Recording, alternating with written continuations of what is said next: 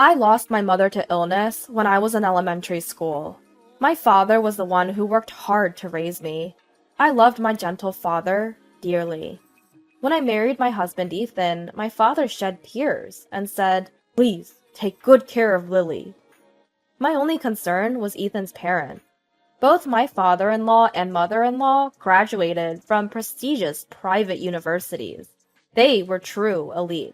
Father-in-law established his own company when he was young and literally made a fortune in one generation. However, not long after we married, the company went bankrupt. It was because mother-in-law, who was registered as an executive, spent too much of the company's money. My desperate in-laws suggested moving in together.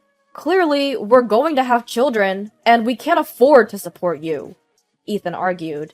Listening to my husband's words, I sighed with relief. Unless there was a need for caregiving, I wanted to avoid living with my in-laws. It seemed my husband felt the same. Then father-in-law yelled, "Are you repaying the kindness of raising you with ingratitude?" Mother-in-law began to cry. "This is what happens when you marry a woman from a poor family. You've become rotten to the core."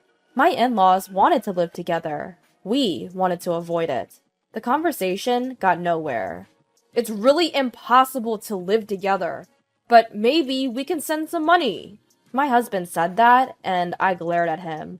But paying money meant we wouldn't have to live together. I chose the option that would lighten my mental burden, persuaded by my husband.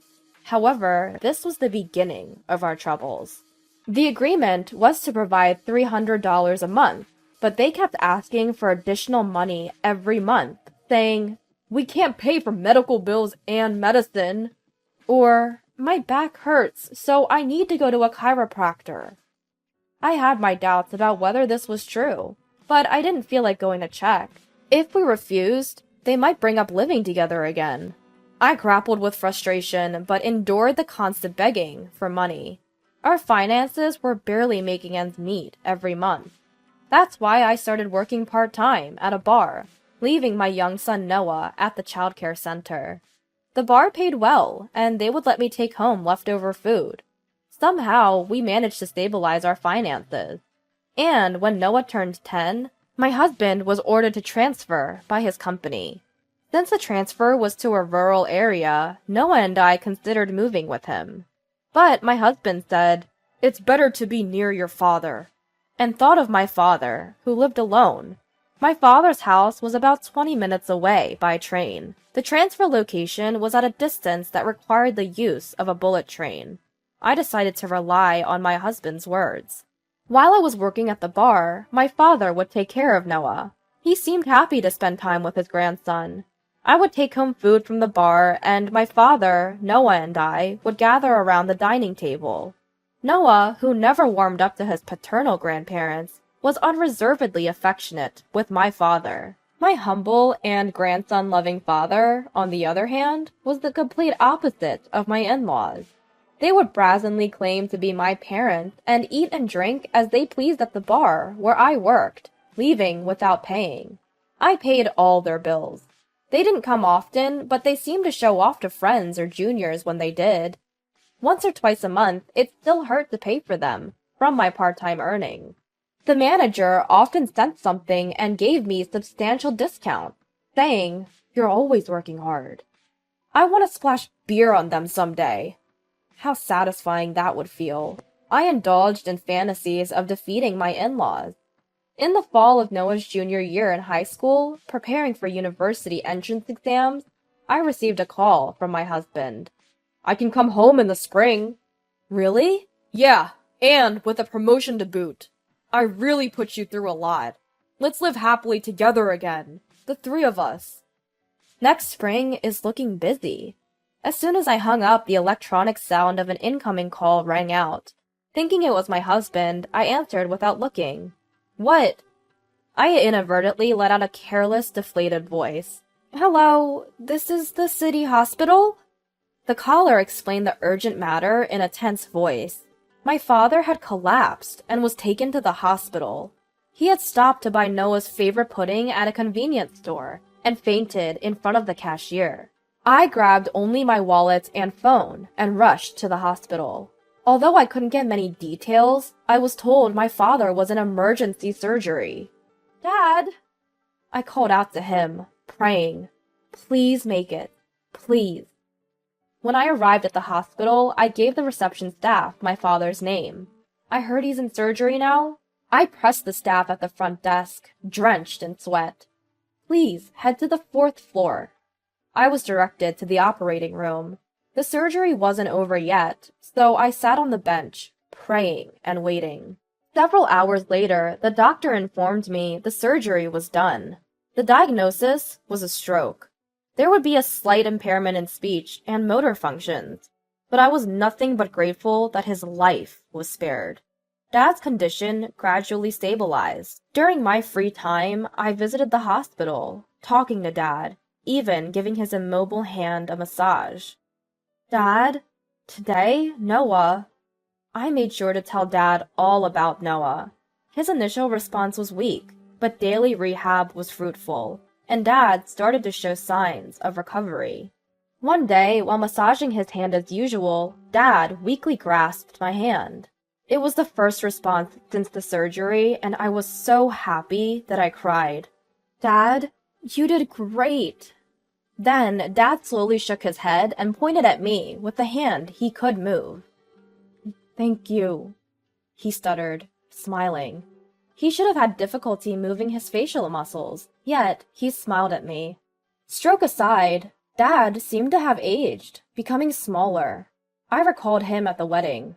"Take good care of Lily," he had said, firmly shaking hands with my husband. Strong, dependable hands. Now they had become small, so it was my turn to protect Dad.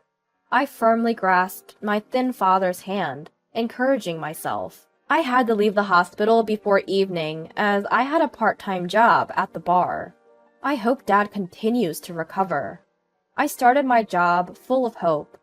My in-laws were the first to enter when the shop opened.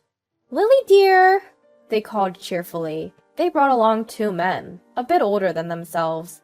I didn't care how they were related, and didn't care to know, so I led them to their seats, following the restaurant's protocol. "As soon as you sit, order as much as you like," said father-in-law. "Don't worry about the bill," added mother-in-law, as if they won't just push it onto me again. I focused on serving them, hiding my annoyance. I'd just had good news about Dad, after all. The peaceful events at the hospital were ruined by the in-laws in front of me. Sure enough, they knew no bounds. They ordered beer, soju, sake, one after another. The table was a mess, with spilled drinks and food scraps. The 2 men they brought seemed drunk and started harassing me. "Hey, wife, bring the beer, quickly!" What a shame. Our daughter-in-law here. Really, such an incapable wife. The in-laws began to loudly criticize me on purpose. I tried to hold back since I was at work, but my heart couldn't contain it. "Excuse me, customers! There are others here. Can you please quiet down a bit?" I attempt a desperate counterattack. I hoped that by speaking loud enough for other customers to hear, it would embarrass my in-laws. "It's just a party. Who cares?" That's what they mean by "you can tell where someone's from." "Look, your plate's open, ma'am."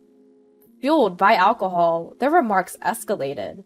"It seems she was raised so carelessly because she has no mother." I was so entangled by my mother-in-law's words that I couldn't respond. I was already holding back at the edge of my limits from having my daughter Noah insulted. But now they're even mentioning my late mother. I've always wanted to splash beer on them. Imagining defeating my in-laws like this had become part of my daily routine. That day, I was virtually pouring a bottle of flat beer over their heads. In my imagination, of course. And in January, Noah was accepted into his first choice private university. On the day of the acceptance announcement, my husband also called and brought the happy news that he could come home the day before Noah's graduation ceremony. We would both be attending Noah's graduation. The night of the graduation, we had planned to celebrate Noah's success and my husband's promotion at the bar where I worked. But that meant we couldn't avoid inviting my in-laws. My father was still in the hospital, so he couldn't come, but ignoring my in-laws would cause problems later. I prayed that they would be busy, but if they knew we were treating them, they would definitely come. They were two such despicable people. When I called to invite them, sure enough, both agreed to come.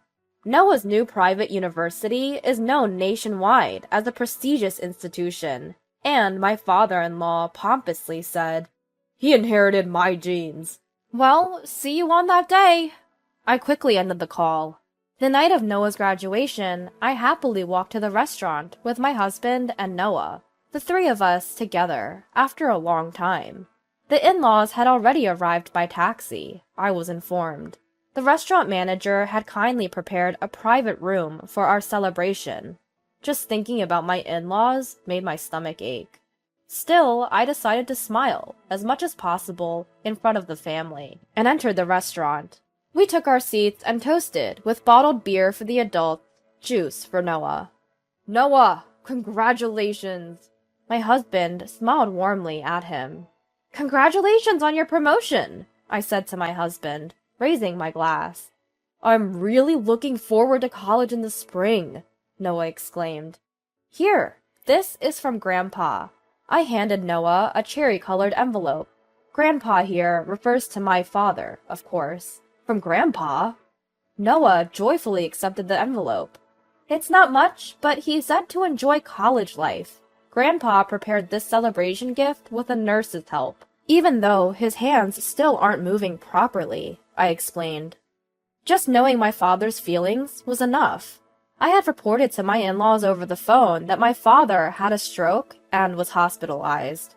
They were out playing and only responded, "Oh, really?" Watching them, it suddenly hit me. "Speaking of which, it's really tough, huh? A stroke," he said nonchalantly. I was used to it by now, so I brushed it off. Yes, it is. But the progress is good. My father-in-law didn't seem to like my indifferent attitude, and mocked my collapsed father.